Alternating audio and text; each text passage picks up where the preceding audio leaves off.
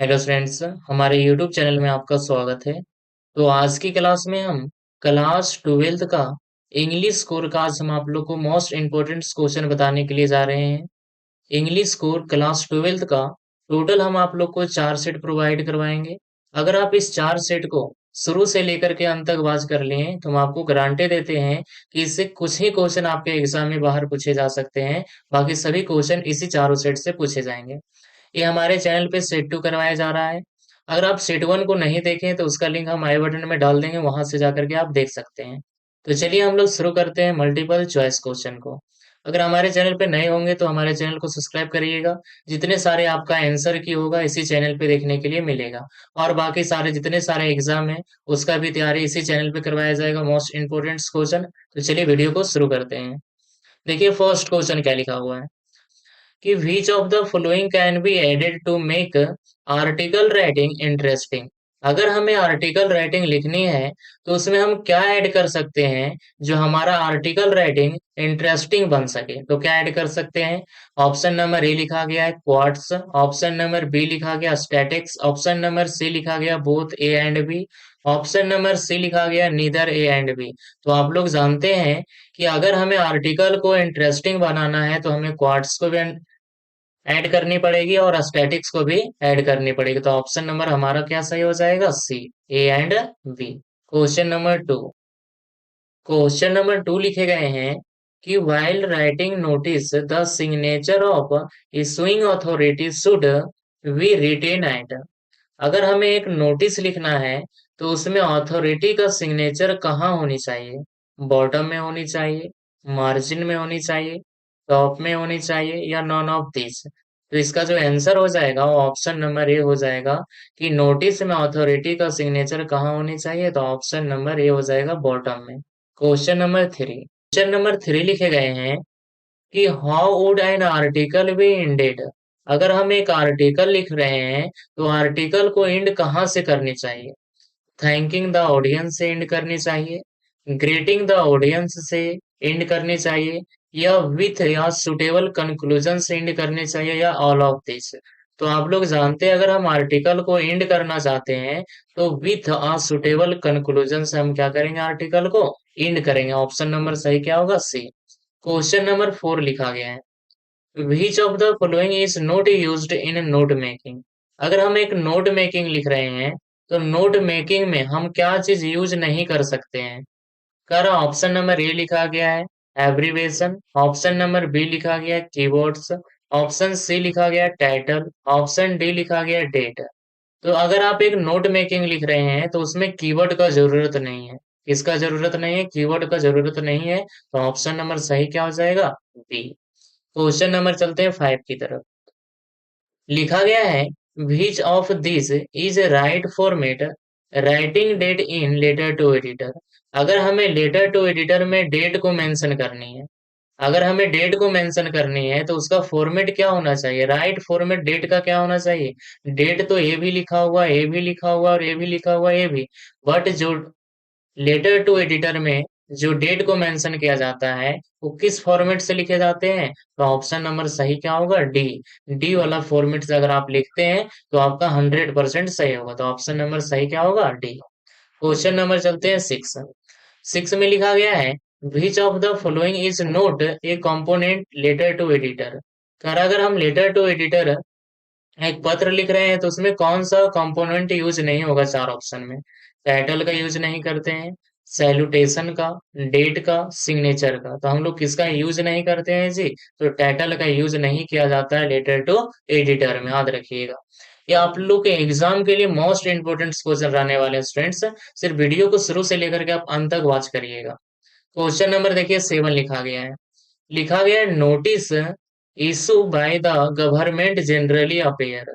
अगर हमें गवर्नमेंट के पास एक नोटिस इशू करना है तो किसके प्रति? Newspaper, books, school notice board, courts notice board. तो जनरली जो हम लोग गवर्नमेंट के पास नोटिस के यूज इशू करते हैं तो किसके प्रति? न्यूज़पेपर। ऑप्शन नंबर सही क्या हो जाएगा? ए। क्वेश्चन नंबर 8 लिखा गया अगर हम एक नोटिस लिख रहे हैं तो नेम ऑफ इंस्टीट्यूट इंस्टीट्यूट का नाम कहाँ होनी चाहिए, यानी कॉलेज का, स्कूल का, यूनिवर्सिटी का नाम कहाँ होनी चाहिए? ऑप्शन नंबर ए लिखा गया बिलो द हेडलाइन, हेडलाइन के नीचे। एट द टॉप, नोटिस जैसे हम लिखते हैं बॉक्स में बंद करके, यहाँ टॉप बोल रहा है। आफ्टर डेट, डेट के बाद, एनी वेयर इन नोटिस, मतलब नोटिस में कहीं भी नहीं। तो हम लोग इंस्टीट्यूट जो दर्शाते हैं वो कहाँ दर्शाते हैं? At the top. Option number सही क्या होगा? बी। Question number 9। 9 में लिखा गया है Pablo Neruda wants to entire humanity to. कह रहा है जो पाब्लो नेरुदा थी वो पूरे इंटायर ह्यूमैनिटी से क्या चाहते थे? कीप टॉकिंग, बात करते रहो। कीप रनिंग, भागते रहो। कीप लॉजिंग, हंसते रहो। कीप स्टिल, रुके रहो। तो आपका ये कीपिंग क्वाइट से लिया गया है ये क्वेश्चन। तो इसका आंसर क्या हो जाएगा? Option number D. Question number 10 गए हैं कि in the poem keeping quiet the poet asks us to count. Keeping quiet में पोएट हमें कितना तक गिनने के लिए कहते हैं? 5, 11, 10, 12। इसका आंसर क्या होगा? ऑप्शन नंबर डी, 12 तक। क्वेश्चन नंबर 11 लिखा गया है। 11 में लिखा गया है द नेम ऑफ प्रोग्राम, उस प्रोग्राम का नाम बताइए जिसमें हाई स्कूल का जो स्टूडेंट्स थे, हाई स्कूल का स्टूडेंट को ले जाया गया एंड ऑफ द अर्थ। कहाँ ले जाया गया था? End of the earth. तो उस प्रोग्राम का नाम क्या था? ऑप्शन नंबर ए लिखा गया है a student of ice, a student for ice, a student above ice, a student on ice. तो इसका आंसर क्या होगा? Students on ice. Option number सही क्या होगा? डी। देखिए ऑन, ऑफ भी लगा हुआ फोर, बट आप बाद क्या करिएगा? Students on ice. Question number 12। जो डॉक्टर सदाव थे went to America to learn, America वो क्या सीखने के लिए गए थे? Option number A teaching, option B surgery and medicine, option C music, option D fine art. तो क्या सीखने के लिए गए थे जी? Surgery and medicine. Option number सही क्या होगा? बी। क्वेश्चन नंबर 13 लिखा गया है the poet compare her mother to. जो पोएट थी वो अपनी मम्मी का कंपेयर किससे करती है? तो ये आपका माई मदर एट 66 से है, जिसका लेखक का नाम कमला दास। तो ये कह रहा है, पोएट कमला दास बोल रही है कि हम अपनी मम्मी का कंपेयर वो किससे की थे? समर सन से, रेन क्लाउड से, लेट विंटर मून से, या ट्री एंड प्लांट से। तो किससे की थी? ऑप्शन नंबर सही क्या हो जाएगा? सी। क्वेश्चन नंबर लिखा गया है 14। 14 में लिखा गया आपके सामने जी कि who is the author of deep water. जो आप लोग का बुक में डीप वाटर जो चैप्टर है उसका लेखक का क्या नाम है? ऑप्शन नंबर ए लिखा गया है Jane Austen, option number B लिखा गया है विलियम डगलस, ऑप्शन सी लिखा गया है अल्फोंस डॉडेट, ऑप्शन डी लिखा गया बामा। तो आप लोग जानते हैं डीप वाटर का लेखक का क्या नाम है? William Douglas. ऑप्शन नंबर सही क्या होगा? बी। क्वेश्चन नंबर 15 कह रहा है Indigo is an export from which book of the author. कह रहा है जो इंडिगो था ये कौन से बुक से ऑथर ने इसे लिया था? तो ऑप्शन नंबर ए लिखा गया the life of Mahatma Gandhi book से था, मेन एंड पॉलिटिक्स से था, लाइफ एंड लेनिन से था, मैन एंड मॉन्टेन से था। तो आप लोग जानते हैं किससे था? The life of Mahatma Gandhi. और इंडिगो का लेखक का क्या नाम है? आप लोग बताइएगा हमें कमेंट बॉक्स में। उसका नाम एल से शुरू होगा। क्वेश्चन नंबर चलते हैं 16। क्वेश्चन नंबर 16 लिखे गए हैं कि हु आज राजकुमार शुक्ला। राजकुमार शुक्ला कौन थे? गवर्नमेंट थे, ए पुअर पेशेंट थे, ए लॉयर थे, या पॉलिटिशियन थे? तो आप लोग जानते हैं एक पुअर वो क्या थे? किसान थे, पुअर पेशेंट थे। ऑप्शन नंबर सही क्या होगा? बी। 17 लिखा गया who is the main character of this story. यानी इस स्टोरी में, यानी द टाइगर के मेकिंग में मेन कैरेक्टर इस स्टोरी का कौन था? Option number A the Maharaja of Pratibandapuram, the Maharaja of Shantipuram, the Maharaja of Shaktipuram, और डी में नॉन ऑफ एवं। तो आप लोग जानते हैं द टाइगर किंग में मेन कैरेक्टर कौन था? तो ऑप्शन नंबर सही क्या होगा? A the Maharaja of Pratibandhapuram. Question number 18। 18 लिखा गया आपके सामने जी लिखा गया है कि हु वाज झांसी। झांसी कौन थी? गोइंग प्लेसेस जो आपका चैप्टर है उस चैप्टर में हु वाज झांसी कौन थी? ऑप्शन है, ऑप्शन नंबर ए में लिखा गया है सैफी का मदर थी, सैफी का फ्रेंड थी, सैफी का सिस्टर थी, या सैफी का टीचर थे। तो आप लोग जानते हैं कौन थे? जेंसी तो आप लोग जानते हैं कि सेफिया का क्या था, ए फ्रेंड। ऑप्शन नंबर सही क्या होगा, बी। सेफिया का क्या था, फ्रेंड था। क्वेश्चन नंबर 19 लिखा गया है, where did doctor Sadab meet हैना। जो हना थी, डॉक्टर सदाब ने उससे कहाँ मिला था? जापान, अमेरिका, फ्रांस, रसिया। तो कहाँ मिला था जी? ऑप्शन नंबर सही क्या होगा, बी, अमेरिका। क्वेश्चन नंबर 20 लिखे गए हैं जी कि the paper swimming boy with red eyes means the boy is, यानी एक जो लड़का था वो पेपर के जैसा पतला था, और जो उसका आंख था वो रेड के जैसा था। ठीक है, तो इसका मतलब वो लड़का कैसा था? ऑप्शन नंबर ए लिखा गया है, सेली एंड सिक्रेटिव। ऑप्शन बी लिखा गया, thin, hungry and weak. Option C लिखा गया, अनप्लीजेंट लुकिंग। ऑप्शन डी लिखा गया, नन ऑफ दिस। तो ये जो लड़का था वो कैसा था? थीन था, हंगरी था और वीक था, कमजोर था।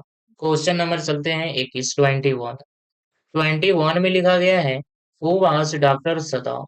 डॉक्टर सदाव कौन थे? तो ये तो शुरू में ही क्या लगा हुआ, डॉक्टर। तो क्या हो गए, डॉक्टर ही होंगे।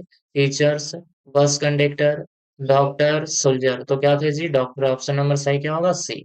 अब देखिए, आपके पास छोटा सा किसी पोम का छोटा सा 4 लाइन दे दिया, और आपसे पूछ देगा उस लाइन का लेखक का क्या नाम है, और वो कौन सा पोम है। तो देखिए लिखा गया है, फिशरमैन। जैसे ही आपके माइंड में फिशरमैन आया, तो समझ जाना कि क्या है, कीपिंग क्वाइट। किससे था? कीपिंग क्वाइट से। तो देखिए लिखा गया है, fisherman in the cold sea would not harm Wales.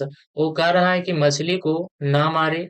And man gathering salt, जो समुद्र के बीच के किनारे नमक होती है, would look at his hurt hand. उसका हाथ को क्या पहुंचेगा? चोट।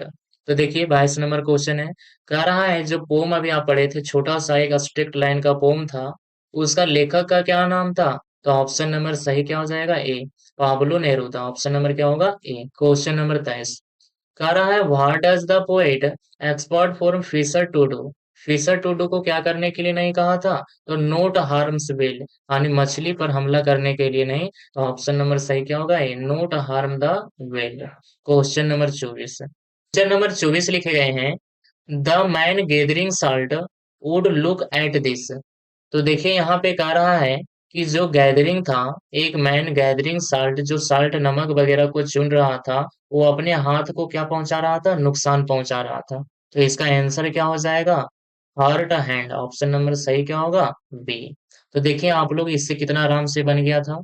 अब क्वेश्चन नंबर लिखा गया 25, कह रहा है, इन भी चावर was the Prince of Pratibandapuram born. कह रहा है कि प्रिंस का कौन सा समय जन्म हुआ था, जो प्रतिबंधपुरम का वो क्या था, प्रिंस था।